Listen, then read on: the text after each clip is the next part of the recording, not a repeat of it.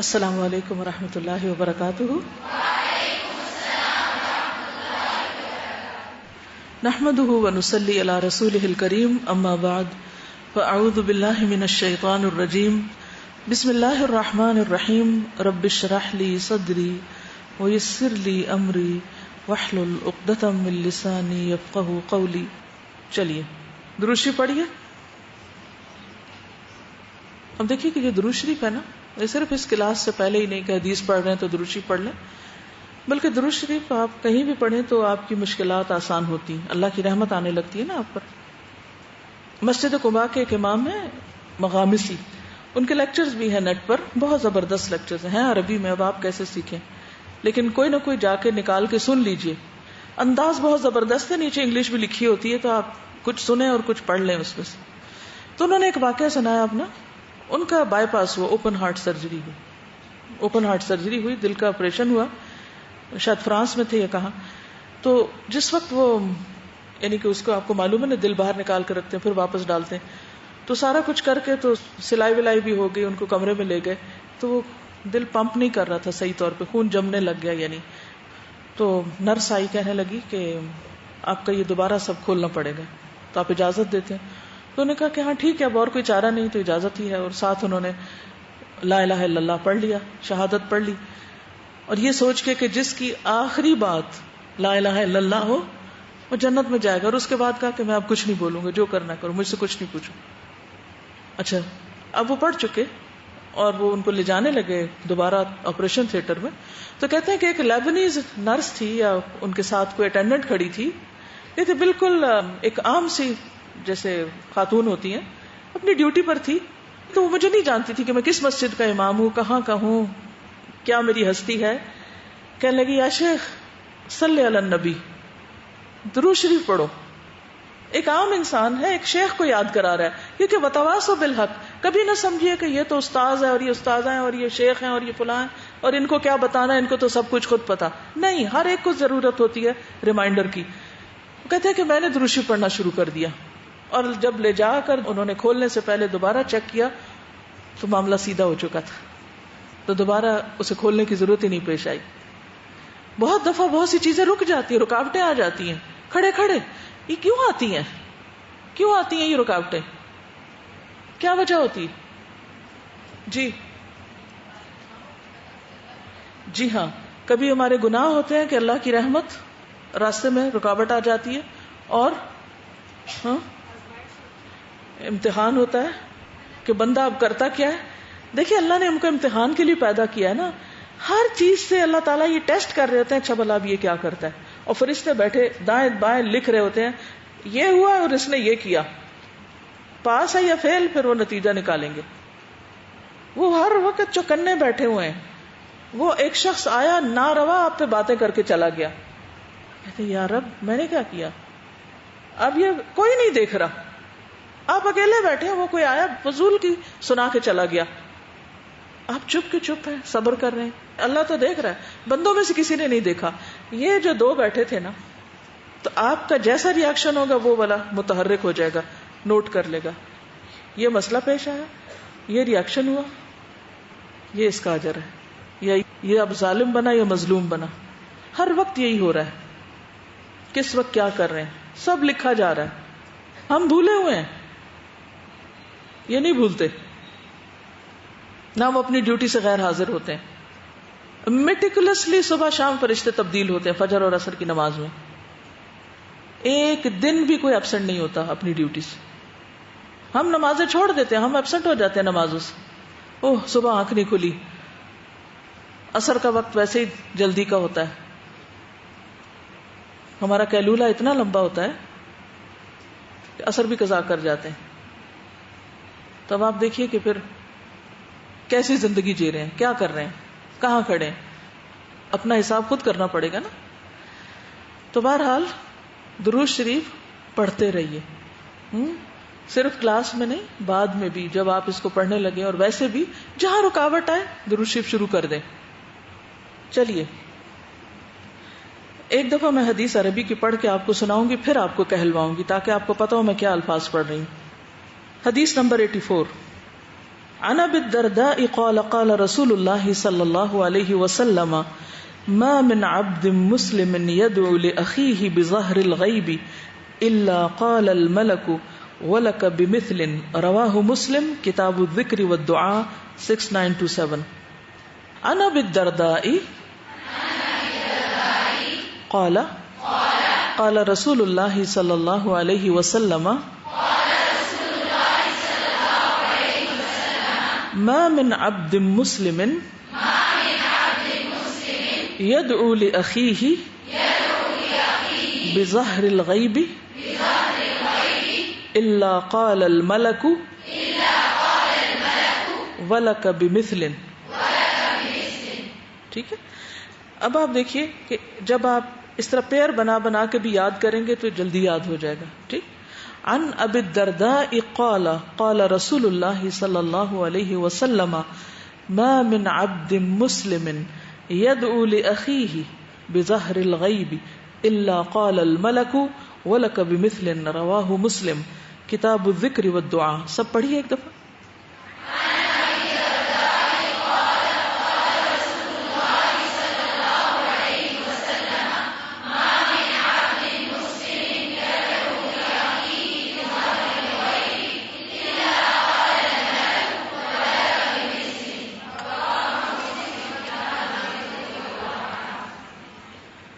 سیدنا ابو درداء رضی اللہ عنہ سے روایت ہے کہ رسول اللہ صلی اللہ علیہ وسلم نے فرمایا جو مسلمان اپنے مسلمان بھائی کے لیے پیٹھ پیچھے دعا کرتا ہے تو فرشتہ کہتا ہے تیرے لیے بھی اس کی مثل ہو، اس کی مانند ہو، اس جیسا، ایسا ہی. ما نہیں من کوئی عبد بندہ مسلم مسلم یدعو دعا کرتا ہو لأخیہ اپنے بھائی کے لیے بظہر الغیبی غائبانہ طور پر. ظہر کہتے ہیں بیک کو، پشت، غیب غیب یعنی اس کو پتہ ہی نہیں کہ وہ کر رہا ہے اس کے لیے. الا مگر قال کہتا ہے الملک، ملک نہیں کہنا، ملک، ملک کہتے ہیں فرشتے کو، ملائکہ اس کی جمع. وا اور لکا تمہارے لیے ہے، بمثل اس کی طرح، اس جیسا، اسی کی مانند. اس حدیث کا بھی ایک کانٹیکسٹ ہے. مسند احمد میں تھوڑی سی تفصیل ہمیں ملتی ہے. صفوان بن عبداللہ جن کے نکاح میں درداء تھیں، درداء کہتے ہیں کہ ایک مرتبہ میں شام آیا اور حضرت ابو درداء کی خدمت میں حاضر ہوا تو یہ ان کے کیا لگے؟ داماد. ٹھیک ہے. درداء بیٹی تھی جو کس کے نکاح میں تھی؟ صفوان بن عبداللہ کے. تو وہ ابو درداء کے پاس آئے صفوان، لیکن وہ گھر پہ نہیں ملے، گھر پہ نہیں تھے. البتہ ان کی اہلیہ موجود تھیں، ساس صاحبہ. انہوں نے مجھ سے پوچھا کہ کیا اس سال تمہارا حج کا ارادہ ہے؟ میں نے اس بات میں جواب دیا جی ہاں. انہوں نے فرمایا کہ ہمارے لیے بھی خیر کی دعا کرنا، کیونکہ نبی صلی اللہ علیہ وسلم فرمایا کرتے تھے کہ مسلمان اپنے بھائی کی غیر موجودگی میں اس کی پیٹھ پیچھے جو دعا کرتا ہے وہ قبول ہوتی ہے، اور اس کے سر کے پاس ایک فرشتہ اس مقصد کے لیے مقرر ہوتا ہے، اس کام کے لیے مقرر ہوتا ہے کہ جب بھی وہ اپنے بھائی کے لیے خیر کی دعا مانگے تو وہ اس پر آمین کہتا ہے، اور یہ کہتا ہے کہ تمہیں بھی یہی نصیب ہو. یعنی حج پہ جا رہے ہو، دعاؤں میں یاد رکھنا خیر کی ہمارے لیے بھی دعا کرنا، کیونکہ اگر تم ہمارے لیے دعا کرو گے تو اس کا تمہیں یہ فائدہ پہنچے گا. تو اس حدیث سے کیا بات پتہ چلتی ہے کہ مسلمان کی اپنے مسلمان بھائی کے لیے غائبانہ طور پر کی ہوئی دعا قبول ہوتی ہے. ابو بکر الصدیق رضی اللہ عنہ کہتے ہیں کہ اللہ کی خاطر بنے ہوئے بھائی کی دعا قبول ہوتی، یعنی جس سے آپ کا تعلق اللہ کے لیے ہو، کوئی دنیاوی اس میں لالچ غرض مقصد نہ ہو، تو وہ شخص آپ سے سچی اور خالص محبت کرتا ہے، وہ آپ کے لیے بہت سنسیئر ہوتا ہے، لہذا اس کی دعا آپ کے حق میں قبول ہوتی.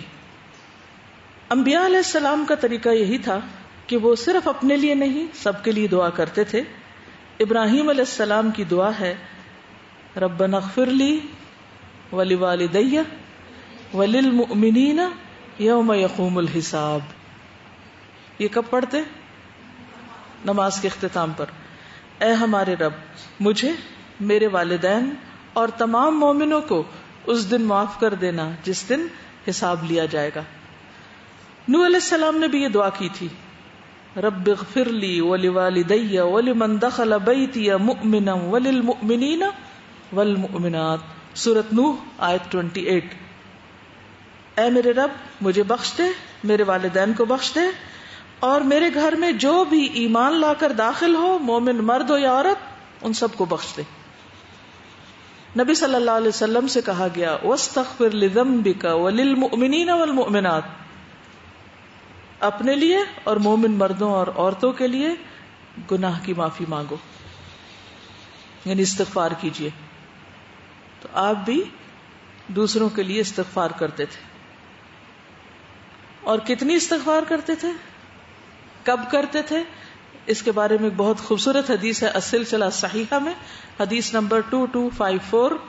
سیدہ عائشہ کہتی ہیں رضی اللہ عنہا، میں نے رسول اللہ صلی اللہ علیہ وسلم کو فرحاں و شاداں دیکھا، خوش خوش دیکھا.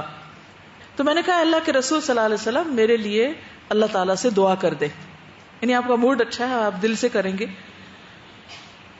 آپ نے اسی وقت فرمایا اے اللہ عائشہ کے پہلے پچھلے اعلانیہ اور مخفی سب گناہ بخش دے. کیا دعا دی؟ اے اللہ عائشہ کے اگلے پچھلے اعلانیہ اور مخفی سب گناہ بخش دے. خوشی سے حضرت عائشہ نے ہنسنا شروع کر دیا، یعنی اتنی خوش ہوئی اس دعا پر، یہاں تک کہ ان کا سر حضور صلی اللہ علیہ وسلم کی گود میں جا پڑا. آپ نے پوچھا کیا تمہیں میری دعا نے خوش کیا؟ انہوں نے کہا بھلا مجھے آپ کی دعا خوش کیوں نہ کرے، یعنی اسی وجہ سے میں خوش ہوں. آپ نے فرمایا اللہ کی قسم میں ہر نماز میں اپنی امت کے لیے یہ دعا کرتا ہوں کہ اے اللہ میری امت کے اگلے پچھلے ظاہری باطنی گناہ بخش دے. ہم آپ پر کتنا درود پڑھتے ہیں، اور وہ بھی پڑھیں گے تو اپنی کسی حاجت میں اپنے لیے. پھر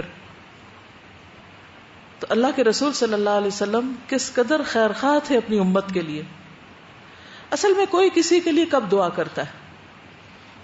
جب وہ اس کے لیے دل میں خیر خواہی کے جذبات رکھتا ہے.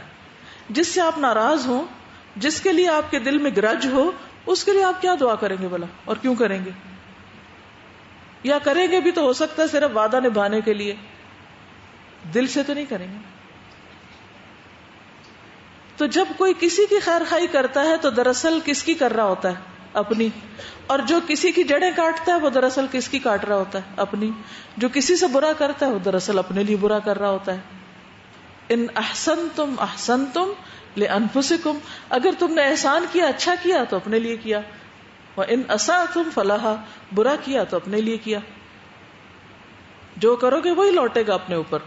اب ایک شخص کسی کے لیے دعا مانگ رہا ہے، اب کیا وہی لوٹ رہی ہے اس کے اپنے اوپر، دے وہ کسی کو رہا ہے، واپس اسی کے پاس آ رہی ہے، اور فرشتہ مقرر ہے وہ اس کے لیے آمین کہہ رہا ہے. اور اس عمل سے دل کتنے کھلے ہو سکتے ہیں. لیکن اس وجہ سے صرف ہر وقت دوسروں کو نہیں کہتے رہنا چاہیے، بلکہ دوسروں کے ساتھ خیر خواہی اور بھلائی کرنی چاہیے کہ اس کے لیے آپ کے منہ سے اور آپ کے دل سے دعائیں نکلیں.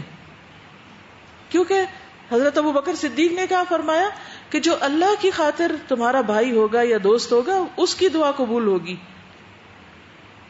کیونکہ وہ سنسیریٹی کے ساتھ کرے گا، دل کی گہرائیوں سے کرے گا، جیسے کوئی اپنے لیے کر رہا ہو. آپ نے دیکھا ہوگا کہ زندگی میں بعض اوقات آپ دعا مانگ رہے ہوتے ہیں اور اچانک کسی کا خیال آ جاتا ہے آپ کو. اچھا کس کا خیال آتا ہے؟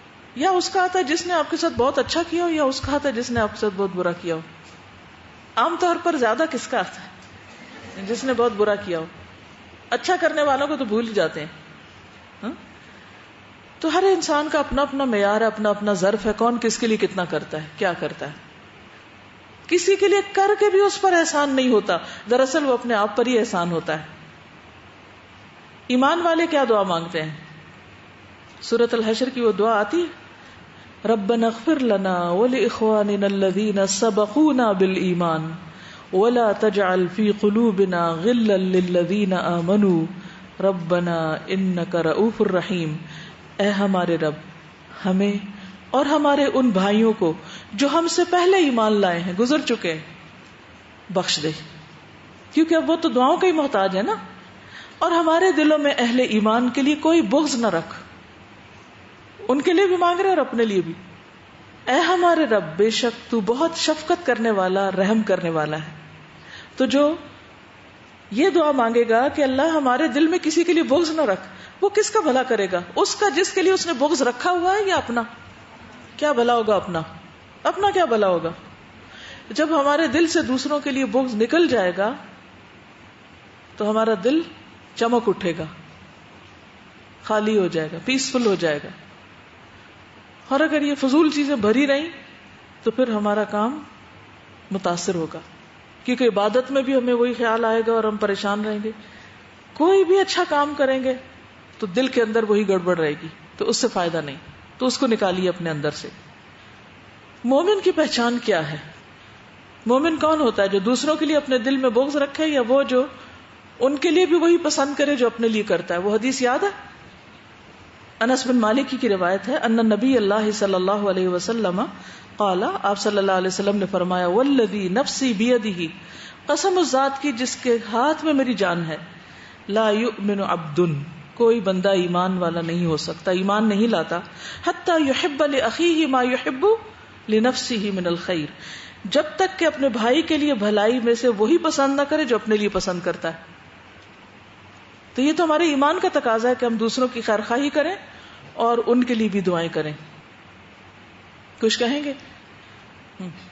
میں نے پرسنلی ایکسپیرینس کیا ہے کہ کچھ لوگ ہمارے ساتھ زیادتی کرتے ہیں اور ہم سوچتے ہیں کہ اگلے لوگ بدل نہیں سکتے اور ہمارے ساتھ شاید کبھی اچھا نہ کریں. لیکن میرا پرسنلی ایکسپیرینس ہے کہ جب میں نئی ہاسٹل میں آئی تو مجھے فیس کرنا پڑے کچھ اسٹوڈنٹس ایسے تھے ساتھ میں، روم میٹس، کہ جو میرے سے خوش نہیں تھے. تو رمضان کا مہینہ چل رہا ہے اور مجھے آج بھی یاد ہے کہ وہ میرے ساتھ نماز پڑھ رہی تھی اور میرے اس کے ساتھ ریلیشن شپ ویسے اچھے نہیں تھے، لیکن میں نے اس کے لیے اس وقت بھی دعا کی اور کتنے دنوں تک میں کنٹینیوسلی دعا کرتی ہوں. اور ایون یقین کریں کہ رات کو مجھے اٹھا کے کہتی ہے کہ باجی آئی ایم ریئلی سوری، میں نے آپ کے ساتھ برا کیا. اور اس ٹائم بھی میں رونے لگ پڑی جب اس نے مجھ سے ایسے بولا، حالانکہ میرے دل میں کچھ بھی نہیں تھا اس کے لیے، کچھ بھی ایسا نہیں تھا، لیکن الحمدللہ. اور یقین کریں اس کے بعد جو ہے ہمارے ریلیشن شپس بہت اچھے ہو گئے اور کچھ بھی نہیں. صرف میں کہتی ہوں کہ صرف اس وجہ سے کہ میں نے اس کے حق میں دعا کی تھی کہ اللہ تعالیٰ. اور آپ کو پتہ ہے یہ بہت مشکل کام ہے کہ کسی ایسے شخص کے لیے دعا کرنا اور کنٹینیوسلی دعا کرنا جس سے ہمیں تکلیف پہنچی ہو اور جو ہمیں اچھا نہ سمجھتا ہو. لیکن ایسا یہ تیر بہدف نسخہ ہے کہ آپ ایسا کریں گے تو تعلقات بھی اچھے ہوں گے اور دوسرا شخص خود ریئلائز کر لے گا. ورنہ جب تک آپ کھینچا تانی کریں گے نا، آپ اس کو تانے دیتے رہیں گے، آپ اس کو اس کی غلطیاں ہی بتاتے رہیں گے اور آپ اس کو ریئلائز کراتے رہیں گے تم یہاں غلط ہو، تم یہاں غلط ہو، تم یہاں غلط ہو. وہ اور ڈیفینسو ہوگا اور دور ہوگا، پھر واپس آپ کو کاٹنے کی فکر کرے گا، کھچاؤ اور بڑھے گا، مسئلہ حل نہیں ہوگا. جی ایک بات میں کہنا چاہتی ہوں کہ ہم لوگ یہ تو کہہ لیتے اپنے امی ابو کو کہ ہمارے لیے دعا کرنا، لیکن یہ جو بات آپ نے بولی ہے نا کہ ہمارا بیہیویئر ایسا ہونا چاہیے کہ ان کے دل سے دعا نکلے، تو پیرنٹس کے لیے بھی ضروری ہے کہ ہم ان کے ساتھ ایسا بیہیویئر اپنا رکھیں کہ پھر ان کے دل سے ہمارے لیے دعا نکلے. جب آپ دوسروں کے لیے انشاءاللہ خیرخواہ ہو جائیں گے تو خود بخود ان کے دلوں میں آپ کی قدر آ جائے گی اور وہ آپ کے لیے دعائیں کرنے لگیں گے. یعنی بعض لوگوں کے لیے اتنی دعا کرنے کو دل چاہتا ہے، حالانکہ انہوں نے کہا بھی نہیں ہوتا کئی دفعہ، کیونکہ انہوں نے اللہ کی خاطر کوئی آپ پر احسان کیا ہوتا ہے، کسی بدلے کے لیے نہیں، کسی صلے کے لیے نہیں، کیونکہ وہ خود اللہ سے ڈر رہے ہوتے ہیں. تو اللہ سے ڈرنے والے کون ہوتے ہیں؟ کہ جو ہر کام آخرت کی فکر میں کرتے ہیں. جیسے وہ سورۃ الدہر میں آتا ہے نا، وَيُطْعِمُونَ الطَّعَامَ عَلَى حُبِّهِ مِسْكِينًا وَيَتِيمًا وَأَسِيرًا، جو اللہ کی محبت میں کھلاتے ہیں کس کو؟ مسکین، یتیم، اسیر کو. کیا کہتے ہیں؟ انما نطعمکم لوجہ اللہ، ہم تمہیں اللہ کی خاطر کھلا رہے ہیں. لا نرید منکم جزاء ولا شکورا، ہم تم سے نہ کوئی بدلہ چاہتے ہیں نہ شکریہ چاہتے ہیں. تو جو لوگ شکریہ کی بھی خواہش نہیں رکھتے اور آپ پر احسان کرتے ہیں، اور وہ کیوں کرتے ہیں احسان؟ انا نخاف من ربنا، کیونکہ تقوی کی وجہ سے، ہم اپنے رب سے ڈرتے ہیں یومن عبوسا قمطریرا، اس سخت دن کے عذاب سے جو بہت ہی منہ بسورے ہوئے.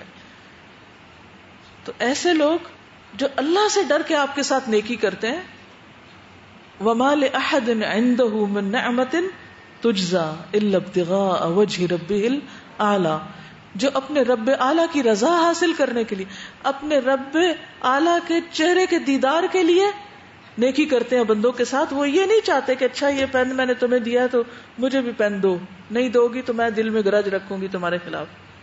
وہ اس لیے نہیں، وہ چھوٹی سے چھوٹی اور بڑی سے بڑی نعمت یا کوئی صدقہ یا کوئی بھی اچھا کام کرتے تو کیا چاہتے ہیں؟ مجھے میرے رب کا دیدار حاصل ہو. وہ اتنا بڑا صلہ چاہتے ہیں. وہ چھوٹی چھوٹی چیزیں لے کے کیا کریں گے؟ وہ ان چھوٹی چیزوں کی توقع بھی کیوں رکھیں گے؟ کیونکہ انہیں بڑی چیز چاہیے. تو جس کو اپنے رب کے چہرے کے دیدار کا شوق ہو، وہ پھر چھوٹی باتوں کو بھول جاتا ہے کہ کس نے اس کے ساتھ کیا کیا. اس کے پاس فرصت نہیں سوچنے کی. ویری گڈ، الحمدللہ، ویری گڈ، ماشاءاللہ، بہت اچھا. یعنی کسی کو بھی تکلیف میں دیکھیں، کسی کو بھی، بھلے اس سے آپ کی جان پہچان ہو یا نہ ہو. آپ راستے میں جا رہے ہیں، کوئی گر گیا ہے، آپ کچھ نہیں کر سکتے کہ گاڑی چلی گئی آگے، آپ دعا تو کر سکتے ہیں. جی، نبی صلی اللہ علیہ وسلم کی زندگی میں بہترین مثالیں اس کی ملتی ہیں، اور اسلام اسی طرح پھیلا ہے کہ آپ صلی اللہ علیہ وسلم نے طائف کے لوگوں کو معاف کیا، فتح مکہ کے دن مکہ کے لوگوں کو معاف کیا، اور کس طرح سے وہ آپ کے گرویدہ ہو جاتے تھے آپ سے ملنے کے بعد. دین پھیلتا ہی تبھی ہے، اس کے بغیر نہیں پھیلتا. چلیے، ثابت رضی اللہ تعالیٰ عنہ سے مروی ہے کہ حضرت انس رضی اللہ عنہ جب اپنے بھائی کے لیے دعا کرتے تو یوں کہتے: جعل اللہ علیہ صلاۃ قوم ابراری لیسوا بظلمۃ ولا فجار یقومون اللیل ویصومون النہار. اللہ تعالیٰ اس پر رحمتیں اور دعائیں بھیجے ان لوگوں کی جو نہ ظالم ہے نہ فاجر، راتوں کو عبادت کرتے ہیں اور دن کو روزے رکھتے ہیں. ایسی دعا کبھی سوچ میں بھی آئے گی آپ کے؟ صرف خود نہیں کرتے تھے دعا، بلکہ کہتے تھے کہ اس کو دعائیں لگیں، دعائیں ملیں ایسے لوگوں کی جو نیک ہیں، ظالم نہیں ہیں. یعنی میں تو کر ہی رہا ہوں فلاں کے لیے دعا، یا اللہ اس کے لیے ایسے ایسے نیک لوگ دعائیں کریں جو روزے رکھنے والے ہیں، جو تہجد پڑھنے والے ہیں، جو کسی پہ ظلم نہیں کرتے. آپ ذرا ڈیپتھ دیکھیے اس خیر خواہی کی. مثلا ایک شخص بگڑ رہا ہے، ہر شخص کے ساتھ بدتمیزی کرتا ہے، بہت غلطیاں کر رہا ہے، بڑی خرابیاں کر رہا ہے. عموماً ہمارا ریئیکشن اس کے ساتھ کیا ہوتا ہے؟ اس کے ساتھ رویہ کیا ہوتا ہے؟ محاذر آئی، پیچھے بیٹھ کے اس کی غیبتیں کرنا، گروپ بازی کر لینا، اور اس طرح کی بہت سی خرابیاں جو ہمارے معاشرے میں گھروں گھروں میں عام ہیں. کیا اس کی اصلاح ہو جاتی ہے اس سے؟ کیا مسئلہ ختم ہو جاتا ہے؟ نہیں، کیونکہ وہ تو بیمار ہے نا. تو بیمار کے ساتھ کیا کرنا چاہیے؟ اس پہ رحم کرنا چاہیے اور اس کے لیے دعا کرنی چاہیے کہ اللہ اس کو اخلاق دے، اس کو ہدایت دے. انصر اخاک ظالما او مظلوم، اپنے بھائی کی مدد کرو خواہ ظالم ہو یا مظلوم. تو دونوں طرح سے آپ اس کو ہیلپ کریں گے. تو ظالم کی مدد کیا ہے کہ اس کو ظلم سے روکیں، اور ظلم سے روکنے کے یہ نہیں کہ صرف 4 تانے دے کے آپ کہ چپ کرو، ظلم نہ کرو. یہ بھی ظلم سے روکنا ہے کہ اس کے لیے دعائیں کریں. عبداللہ رومی سے مروی ہے کہ ایک دن انس بن مالک زاویہ کے مقام پر تھے. آپ دیکھیے کہ انس بن مالک یہ حدیث روایت کرتے ہیں، لیکن خود ان کا اپنا عمل بھی کیسا ہے. زاویہ کے مقام پر تھے، ان سے کہا گیا کہ آپ کے کچھ بھائی بصرہ سے آئیں، آپ ان کے لیے دعا کریں. انہوں نے کہا اللہ ہماری مغفرت فرما، ہم پر رحم فرما، ہمیں دنیا اور آخرت میں اچھائیاں دے اور ہمیں جہنم کے عذاب سے بچا لے. اللہم اغفر لنا وارحمنا وآتنا فی الدنیا حسنۃ وفی الآخرۃ حسنۃ وقنا عذاب النار. لوگوں نے کہا اور کریں دعا. انہوں نے یہی دعا کی، کہا اگر تمہیں یہ مل گیا تو دنیا اور آخرت کی ساری بلائیاں مل گئی. تو اگر کسی کے لیے دعا کرنی ہے تو یہ بھی کر سکتے ہیں کہ اللہ اسے دنیا اور آخرت کی ساری بلائیاں عطا کر، جو سب کچھ اس میں آ جائے گا. پھر ایک مثال ہے غیر حاضری میں کی گئی دعا کی. ابو ہریرہ رضی اللہ عنہ کہتے ہیں کہ میں اپنی والدہ کو اسلام کے بارے میں بتاتا تھا اور وہ مشرکہ تھیں. میں نے ایک دن انہیں اسلام کی دعوت دی تو انہوں نے رسول اللہ صلی اللہ علیہ وسلم کے بارے میں مجھے ایسے الفاظ سنائے جو میرے لیے بہت ناگوار تھے، میں سن نہیں سکتا تھا. برا بھلا کہا کچھ. آج اگر کسی کے والدین ایسا کچھ کریں تو وہ کیا کرے گا؟ یہاں دیکھیے ابو ہریرہ نے کیا کیا. کہتے کہ میں اسی حال میں حضور صلی اللہ علیہ وسلم کی خدمت میں حاضر ہوا. میں رو رہا تھا صدمے سے کہ ایک طرف ماں ہے اور ایک طرف اللہ کے رسول ہیں, اور وہ کیا کر رہی ہیں, اور ان کی آخرت کی بھی فکر. تو ایسی سچویشن انسان کو بہت دکھی کر دیتی. تو روتے ہوئے آپ کے پاس آئے, عرض کیا اللہ کے رسول صلی اللہ علیہ وسلم, میں نے اپنی والدہ کو اسلام کی دعوت دی اور انہوں نے آپ کے بارے میں ایسی باتیں کی کہ جو میں اپنے زبان پہ نہیں لا سکتا. آپ دعا کر دیجئے ان کے لیے کہ اللہ ان کو ہدایت دے دے. آپ نے اسی وقت اللہ سے دعا کی, اے اللہ ابو ہریرہ کی والدہ کو ہدایت دے دے. اب کیا ہوا؟ یہ کہہ کے حضرت ابو ہریرہ واپس آ گئے گھر میں. جو ہی واپس آئے تو دیکھا کہ گھر کا دروازہ بند ہے اور پانی گرنے کی آواز آ رہی. تو میری والدہ نے جب میرے واپس آنے پر میرے قدموں کی آواز سنی تو کہا ابو ہریرہ اپنی جگہ پہ رک جاؤ.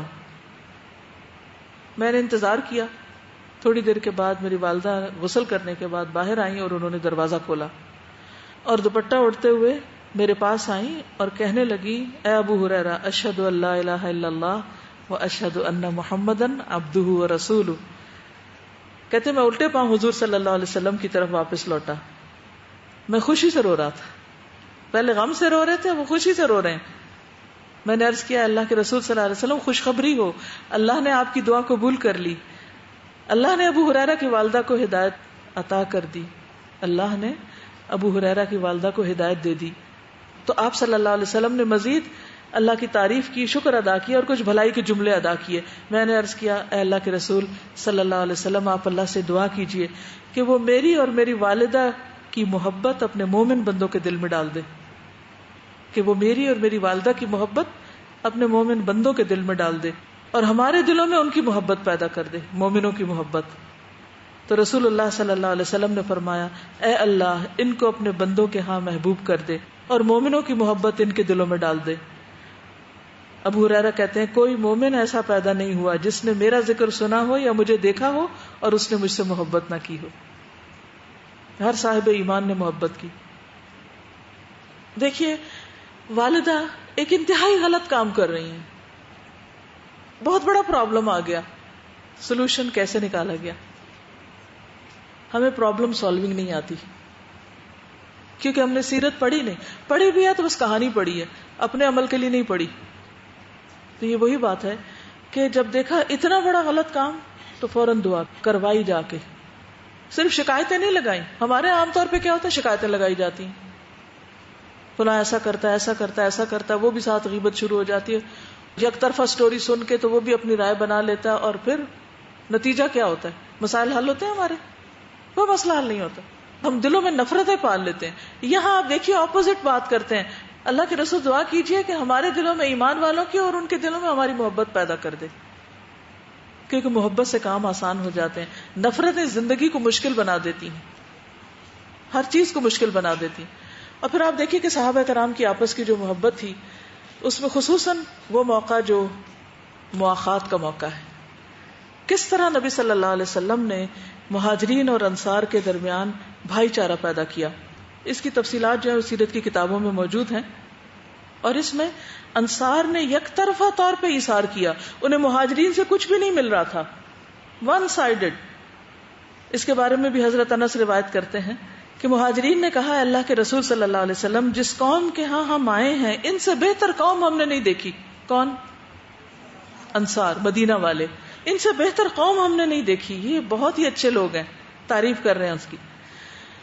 وہ کم میں بھی بہترین ہمدردی کرنے والے ہیں, ان کے پاس تھوڑا سا بھی ہوتا ہے اس میں بھی وہ خیر کرتے ہیں, اور زیادہ میں بہترین خرچ کرنے والے ہیں. یعنی تھوڑا ہوتا ہے تب بھی کرتے ہیں, زیادہ ہوتا ہے تو اچھی چیز کرتے ہیں.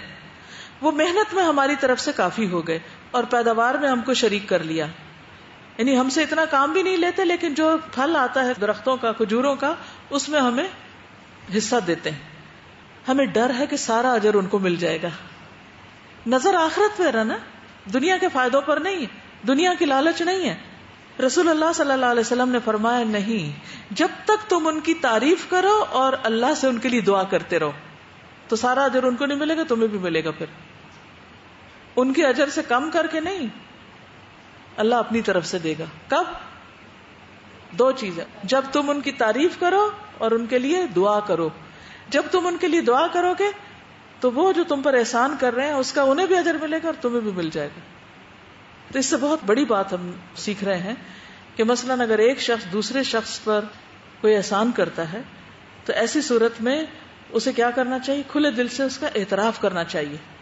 کسی کی خیر اور بھلائی کا کھلے دل سے اعتراف, اور اتنا اعتراف کہ پھر دل سے دعائیں نکلنے لگے. اب آپ دیکھیے کہ مال والے کے پاس دینے کو مال ہے, لیکن جس کے پاس مال نہیں وہ بیچارہ کیا کرے؟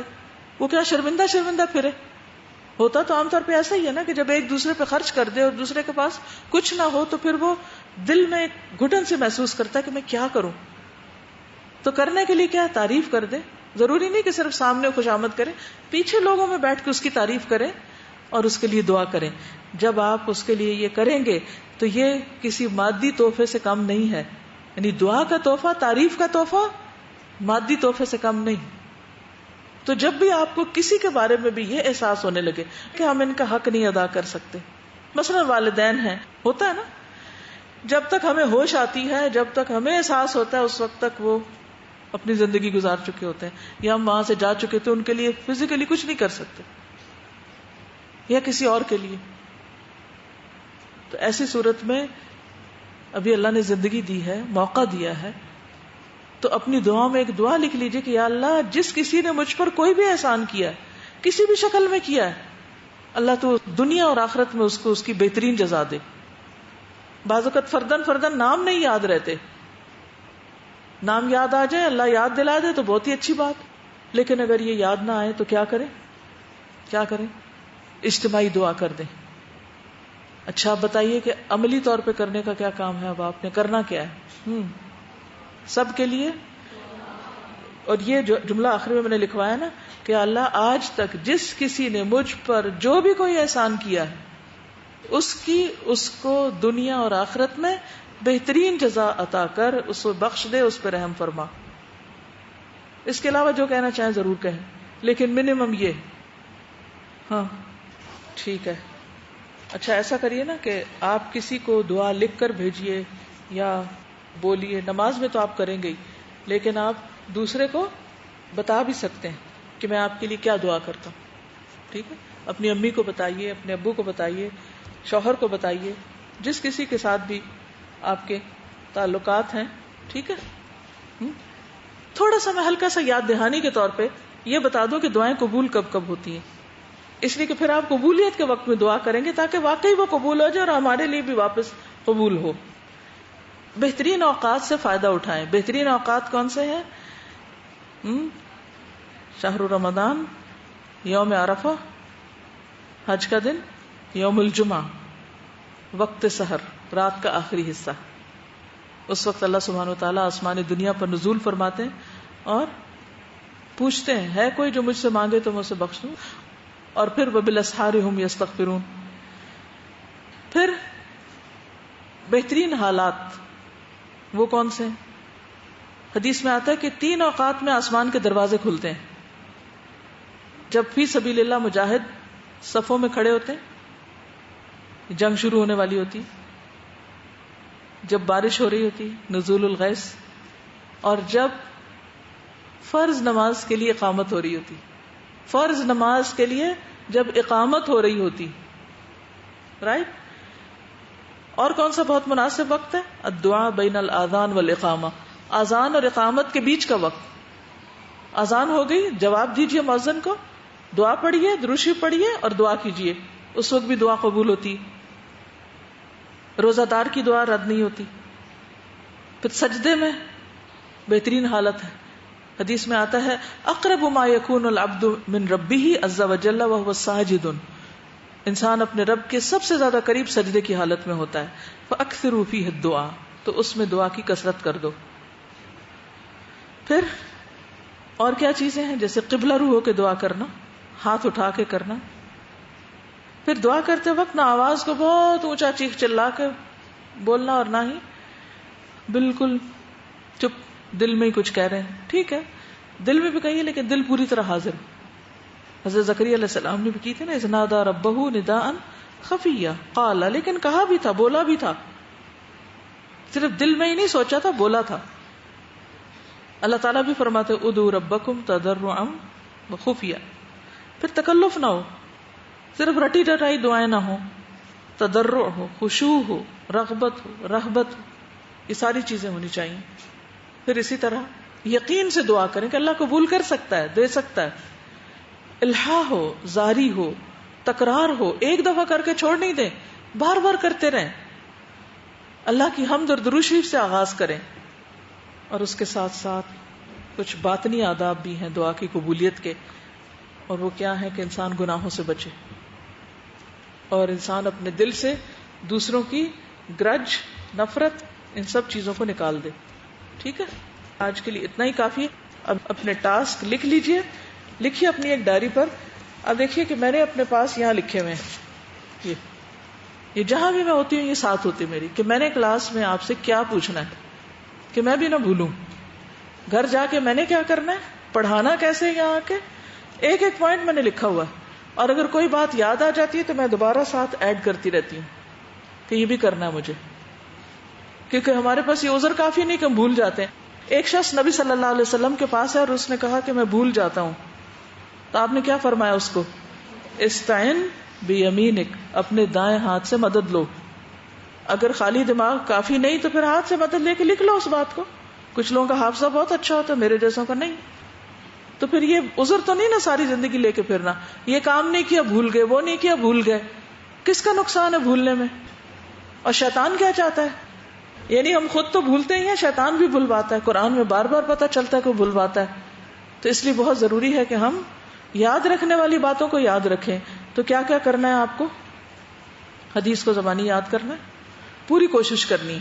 اس سے آپ کی عربی بھی امپروو ہوگی، قرآن کی تجوید بھی امپروو ہوگی، عربک ریڈنگ آئے گی. اور جب ریڈنگ آ جاتی ہے تو پھر بہت سی چیزیں آسان ہو جاتی ہیں. اور کیا بتایا تھا، یعنی گھر جا کے اس کو آپ نے دہرانا ہے. یہ کتاب یہاں بند کی بند نہیں رکھنی، اسے جا کے کھولنا ہے روز کے ہوم ورک میں.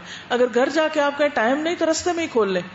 گاڑی میں جتنی دیر آپ گھر پہنچے، اب کسی کا بھی گھر یہاں دائیں بائیں تو نہیں، سوائے ہاسٹل والوں کے. ہاسٹل والے بھی 3 فلور اوپر چڑھتے ہیں پیدل، تو ان میں بھی بہت وقت لگ جاتا ہے. آپ سمجھیں کہ اگر وہاں جا کے ٹائم نہیں تو رستے میں ہی کتاب کھول لیں، آہستہ آہستہ سیڑھی چڑھتے جائیں ایک ایک، جب تک آپ اوپر پہنچیں گے حدیث یاد ہو چکی ہوگی. جو کام کرنے والے ہوتے ہیں وہ کہیں سے بھی وقت نکالتے ہیں، ان کو نہ بھولنے کا بہانہ ہوتا ہے نہ وقت کی کمی کا بہانہ. یہ بہانے ان کے لیے جنہوں نے کام نہیں کرنا. ٹھیک ہے، تو آپ نے کیا کرنا ہے، عربی یاد کرنی ہے، ترجمہ یاد کرنا ہے، کسی کو سنانا ہے. عربی سنائیے کسی کو، اپنی کسی کلاس فیلو کو، گھر والوں میں سے کسی کو، کسی نہ کسی کے ساتھ شیئر کریں. جب تک سنائیں گے نہیں غلطی نہیں نکلے گی، یاد نہیں ہوگا. اور پھر اس کے بعد اور کیا کرنا ہے، عمل کرنا ہے. اور عمل میں اپنا خود جائزہ لے کے نوٹ کرنا ہے کہ میں نے یہ کام کیا کہ نہیں کیا. اگر جب حدیث پڑھ رہے ہیں اس وقت عمل نہیں کیا تو زندگی میں پھر کب کریں گے؟ 24 گھنٹے کے اندر اگر انسان اپنے علم کو دہرا لے یا اس پر عمل کر لے تو وہ چیز بھولتی نہیں، پھر اس کو وہ اس کے مزاج کا حصہ بن جاتی. تو اس لیے یہ کرنے والا کام تو کرنا ہی ہے. اور پھر اس کے بعد کل واپس آ کر انشاءاللہ جو بھی کوئی نئی چیز ہے جس سے آپ سمجھتے ہیں کہ دوسروں کو فائدہ پہنچا سکتے ہیں وہ دوسروں کے ساتھ شیئر کریں. چلیے، وآخر دعوانا ان الحمد للہ رب العالمین. سبحانک اللہم وبحمدک، اشہد ان لا الہ الا انت، استغفرک واتوب الیک. السلام علیکم ورحمۃ اللہ وبرکاتہ.